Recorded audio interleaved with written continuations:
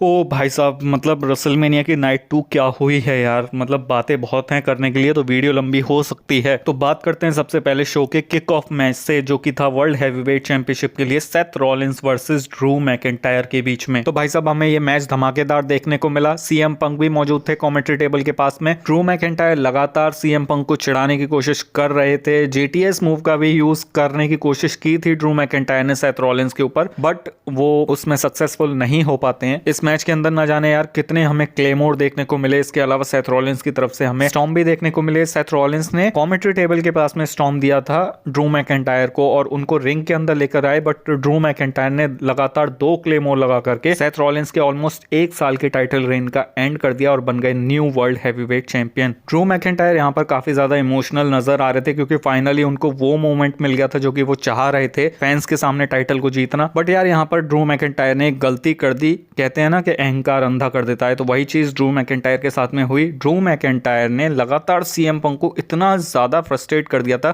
कि CM Punk ने उनके ऊपर अटैक कर दिया, और इस चीज का फायदा उठाते हुए डेमियन प्रीस्ट ने ड्रू मैकिंटायर के ऊपर सक्सेसफुली अपना money in the bank cash in कर लिया और बन गए new world heavyweight champion. Drew McIntyre के लिए मुझे एक ही कहावत याद आ रही है कि हाथ को आया मुंह भी लगाया, बट वो चीज गले से नीचे नहीं उतर पाई, क्योंकि उससे पहले ही डेमियन प्रीस्ट उसको लेके फुर्र हो गए। और अब बात करते हैं अनडिस्प्यूटेड डब्ल्यूडब्ल्यूई यूनिवर्सल चैंपियनशिप के लिए Roman Reigns versus Cody Rhodes के मैच की। और भाई यार क्या मैच हमें देखने को मिला है ये। अब ये जो मैच है वो ब्लड लाइन रूल्स वाला होने वाला था, यानी कि इसके अंदर सब चीज अलाउ थी और सरप्राइज तो भाई सब भरे पड़े थे। मतलब हमने रोमन रेंस की तरफ से क्रॉस रोड देखा, कोडी रोड्स को स्पेयर लगाते हुए देखा रिंग के अंदर, एंड बैरिगेट पे रोमन रेंस को स्पेयर लगाया। एक मोमेंट पे कोडी रोड्स ने लगातार 2 क्रॉस रोड लगा के रोमन रेंस को पिन करने के लिए जा ही रहे होते हैं, लेकिन तभी वहां पर जिमी ऊसो आकर के सुपर किक लगा देते हैं। एंड यहाँ से भाई साहब असली मोमेंट स्टार्ट होता है मैच का, क्योंकि जिमी ऊसो को हैंडल करने के लिए जे ऊसो आ जाते हैं और जे ऊसो ने भाई साहब क्या स्पेयर लगाया। मतलब जिमी ऊसो तो भाई साहब फिर उठे ही नहीं। फिर से Cody Rhodes multiple cross roads लगाने के लिए जा रहे होते हैं, बट इस बार सोलो सिकोआ ने आकर के उनके ऊपर अटैक कर दिया एंड रोमन रेंस और सोलो सिकोआ ने मिलकर उन्हें मारा। रोमन रेंस फिर से पिन करने के लिए जाते हैं कोडी रोड्स को, बट इस बार भी कोडी रोड्स ने किक आउट कर दिया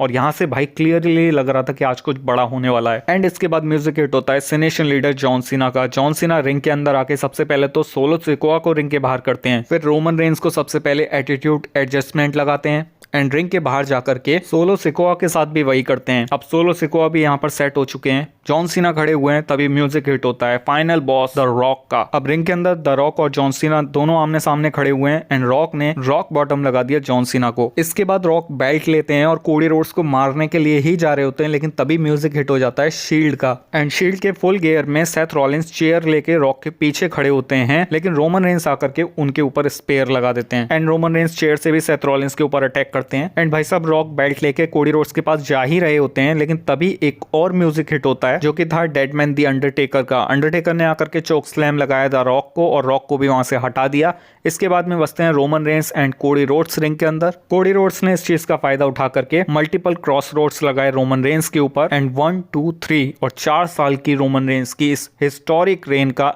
एंड कर दिया एंड फाइनली कोडी रोड्स ने अपनी स्टोरी को फिनिश कर लिया है। सोचो यार 4 साल पहले जब रोमन रेंस का ये हिस्टोरिक रेन स्टार्ट हुआ था, तब किसने सोचा था कि इस रेन का जो एंड करने वाला सुपरस्टार है वो किसी और कंपनी में बैठा हुआ है। और भाई ये मोमेंट कितना ज्यादा इमोशनल था, इस बात का अंदाजा आप लोग समानता जो कि अनाउंसर है उनकी आवाज से ही लगा सकते हो, क्योंकि वो जब अनाउंस कर रही थी उनसे अनाउंस नहीं हो रहा था कि कोडी रोड्स विनर बन चुके हैं, इतना ज्यादा वो इमोशनल थी। तो भाई फाइनली कोडी रोड्स की जो स्टोरी है वो फिनिश हो चुकी है। इसके अलावा रोमन रेंस के लिए यार मैं यही बोलूंगा कि भाई थैंक यू रोमन रेंस, हम लोगों को 4 साल एंटरटेन करने के लिए अपने इस टाइटल रेन से। बाकी यार वीडियो के अंदर इतना ही। WWE के इन्फॉर्मेटिव वीडियोस के लिए चैनल को सब्सक्राइब और इस वीडियो को लाइक जरूर कर देना। मिलते हैं नेक्स्ट वीडियो के अंदर।